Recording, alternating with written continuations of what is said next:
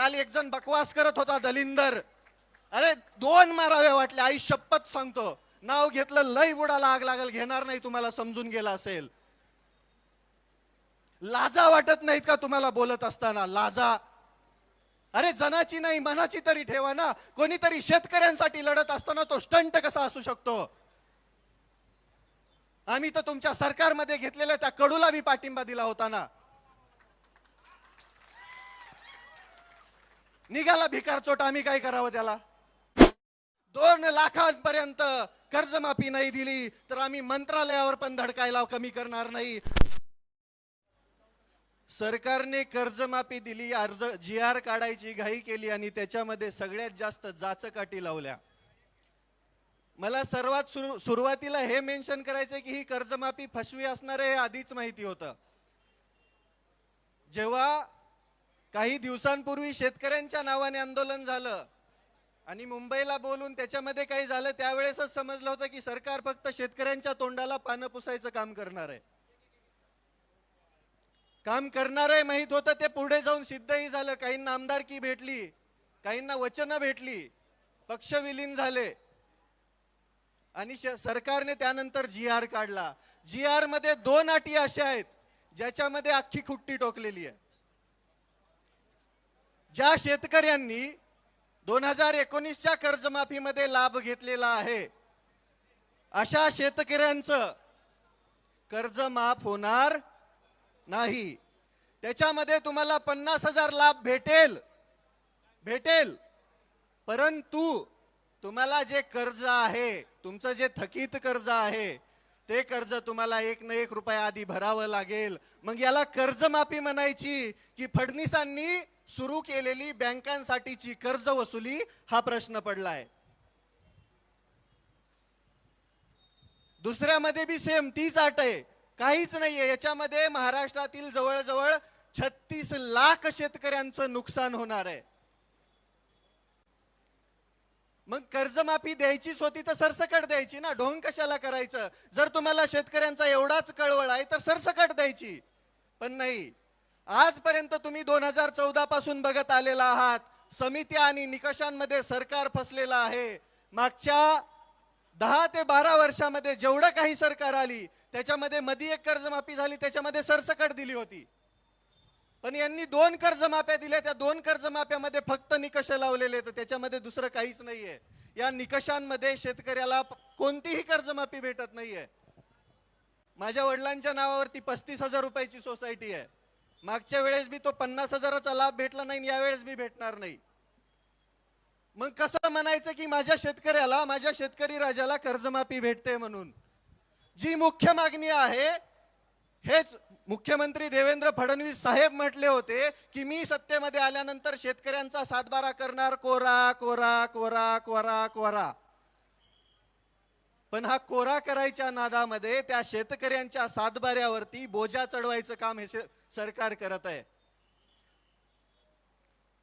या सरकारच्या काळामध्ये विचार करा तुम्ही, कोणतीही सबसिडी शेतकऱ्याला भेटत नाही, कोणत्याही योजनेचे पैसे योग्य वेळेवरती शेतकऱ्याला भेटत नाही, खताचे औषधाचे भाव गगनाला भिडलेत, कोणताही हमी भाव योग्य प्रकारे शेतकऱ्याला भेटत नाही. कांदा 2 रुपयाने विकावा लागतोय.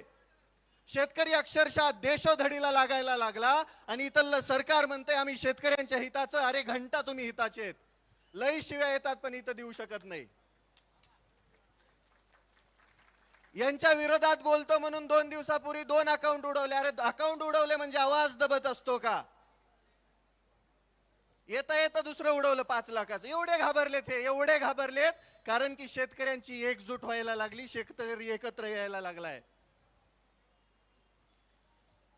दादांनी सुरुवातीला आंदोलन चालू केलं, कांद्याच्या आंदोलनामध्ये बघा सुरुवातीला 12 रुपये 35 पैसे वाढवलं.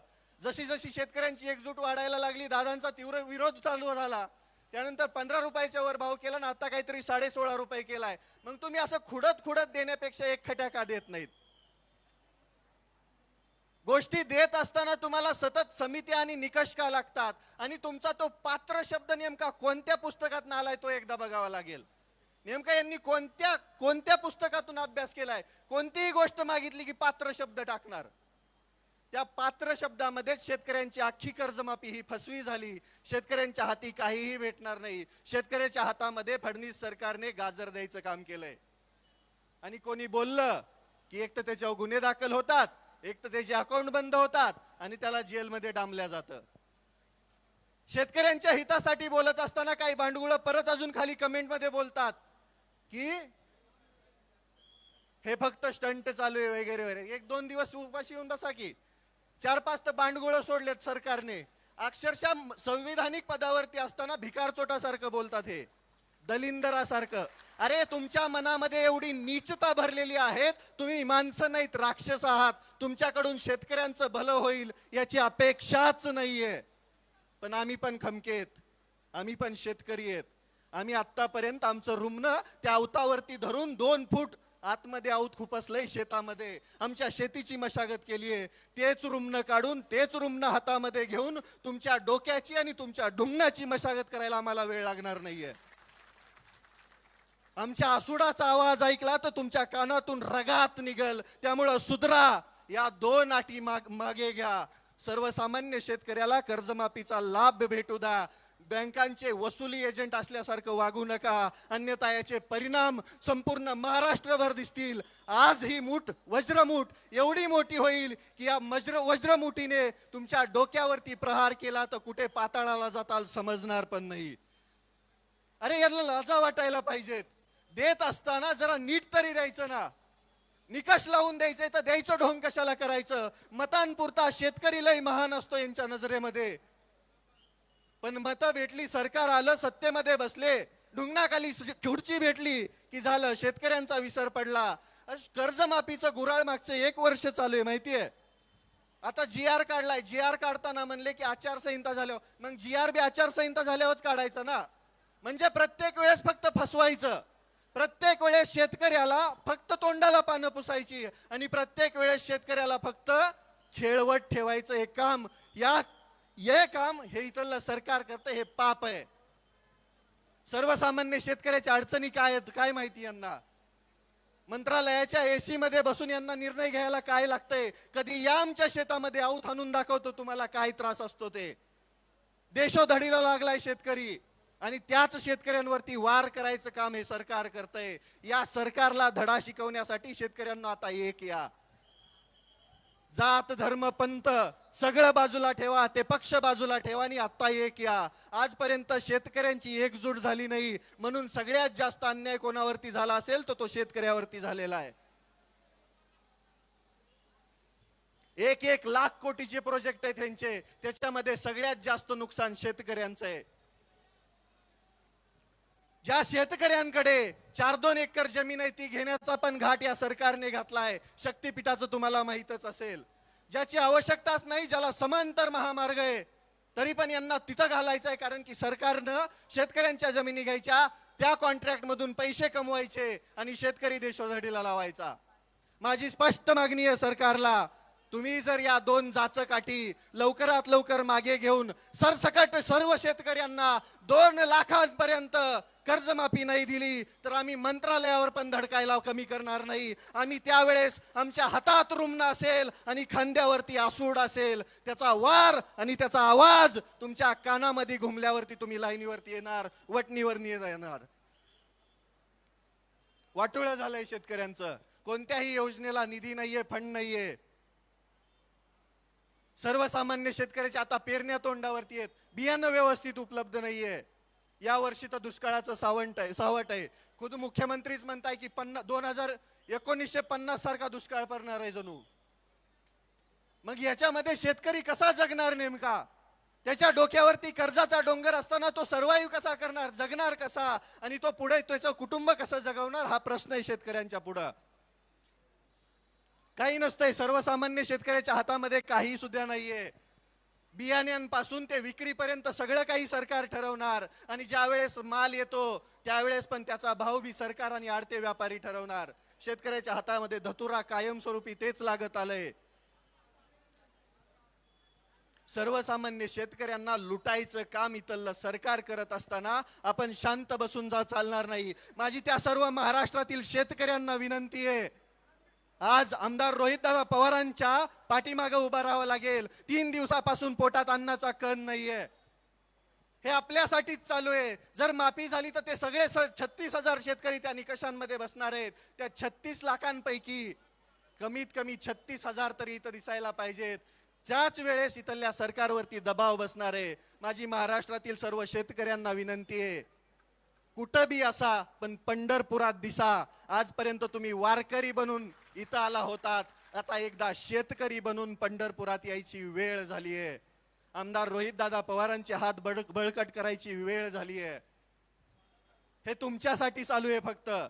याच्यामध्ये कोणता स्वार्थ, कोणता स्टंट किंवा अजून काही नाहीये. मुळातच या राज्यामध्ये विरोधक ठेवायचाच नाही असा सरकारचा घाट आहे. त्याच्यासाठी 4-2 भिकारचोट सोडलेली येतं. काल एक जण बकवास करत होता, दलिंदर. अरे 2 मारावे वाटले, आई शपथ सांगतो. नाव घेतलं लय बुडाला आग लागल, घेणार नाही. तुम्हाला समजून गेला असेल.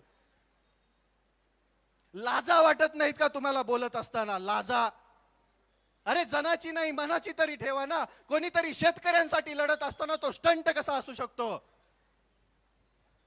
आम्ही तर तुमच्या सरकारमध्ये घेतलेल्या त्या कडूला बी पाठिंबा दिला होता ना. निघाला भिकारचोट, आम्ही काय करावं त्याला? शेतकऱ्यांच्या जीवावरती पोळी भाजणारी माणसं अशीच असतात. पण इथं नाहीये ना तसं. मागचा जर विचार केला तुम्ही तर कांदा आंदोलनामध्ये शेतकऱ्यांचा फायदा झाला दादांनी आंदोलन केल्यानंतर. मग या आंदोलनाचा पण फायदा शेतकऱ्यांना होणार आहे हा विश्वास आहे आम्हाला. आणि आम्हाला माहिती आहे, की हे स्वाभिमानाचं रक्त आहे, हे शेतकऱ्यांसाठी लढणारं रक्त आहे. म्हणून आमचा जाहीर पाठिंबा दादाला आहे. आता माघार नाही. जोपर्यंत या 2 जाचकाठी सरकार रद्द करत नाही, जोपर्यंत सरसकट सर्व शेतकऱ्यांना 2 लाखांपर्यंत कर्जमाफी सरकार देत नाही, तोपर्यंत आम्ही माघार घेणार नाही. आता आम्ही शांततेमध्ये आहोत. आता आम्ही शांत बसून आहोत. याचा अर्थ असा नाही की आम्ही शंड आहोत. आम्हाला लढायचंही माहितीये. छत्रपती शिवरायांचा वारसा सांगतोत आम्ही. डॉक्टर बाबासाहेब आंबेडकरांनी दिलेलं संविधान, त्यांनी दिलेलं सगळं साहित्य वाचून इथं अन्यायाविरुद्ध लढणारे हात आहेत आमचे. सर्वसामान्य शेतकरी शिक्षित नसला, पाठीमागे असला तरी त्याला लढायचं कसं हे माहिती आहे. आम्ही लढणार, तोपर्यंत लढणार जोपर्यंत शेतकऱ्यांना त्यांचा हक्क भेटणार नाही. आम्ही लढत राहणार, शेवटच्या श्वासापर्यंत लढत राहणार. उद्ध्वस्त व्हायला लागली आहे शेती, उद्ध्वस्त व्हायला लागलाय शेतकरी, आणि उद्ध्वस्त व्हायला लागलेत शेतकऱ्यांची कुटुंब. आमच्या शेतीवरतीच आमची लेकरं मोठी होतात, शाळा शिक्षण घेतात. पण नाही, बाकी काही असेल, फक्त आणि फक्त शेतकऱ्यांचं रक्त पिण्याचं काम इथलं सरकार करत असेल तर यांना धडा शिकवायची वेळ आली आहे. आणि माझी त्या प्रत्येक स्टंट म्हणणाऱ्या भिकारचोटाला विनंती आहे, त्या आझाद मैदानामध्ये लोळत असताना आम्ही बघितले डुकरावानी. तुझे कसले स्टंट होते आम्हाला बी माहिती आहे. आणि जर लईच हिम्मत आहे तर माझा पट्ट्याचा आता चॅलेंज आहे, 15 दिवस तू शेतकऱ्यांसाठी उपाशी राहा, तेव्हाच तू आम्ही समजू की तू बी शेतकऱ्याची औलाद आहे. तू पण शेतकऱ्यांसाठी लढतोय, तू पण सरकारमध्ये राहून शेतकऱ्यांच्या हक्कासाठी भांडतोय. हाय हिम्मत नाही. सत्तेच्या वळचणीला बसणारी ही बांडगुळ कधी सर्वसामान्य शेतकऱ्यांचं हित बघू शकत नाही. आणि जो शेतकऱ्यांसाठी लढतोय त्यांना पाठीमागं ओढण्याचं काम इथली हीच बांडगुळ करतायत. अजून एक होतं, मंत्री झालंय पाठीमागून येऊन, समजलं असेल, म्हणे शेतकऱ्यांच्या नावाने वोट बँक. अरे वोट बँक तर तुम्ही चोरली शेतकऱ्यांची, शेतकऱ्यांना खोटी आश्वासनं देऊन. आणि प्रत्येक वेळेस राजकारण नसतं, कधी कधी समाजकारण आणि शेतकरी पण असतो, तो बघा. आणि इथून पुढे शेतकऱ्यांवरती कोणी अपशब्द बोलत असेल, शेतकऱ्यांना मागं ओढत असेल तर त्या भिकारचोटाला धडा शिकवायचं काम शेतकरी करेल. इथून पुढे शेतकऱ्यांना कोणी बोलायचा प्रयत्न करेल, मागं ओढायचा प्रयत्न करेल, शेतकऱ्याला नीच दाखवायचा प्रयत्न करेल तर तिथल्या तिथं त्याला धडा शिकवला जाईल. त्याच्या डुंगणावरती चाबकाचे आसुडाचे वार उमटवले जातील. ही वस्तुस्थिती आहे.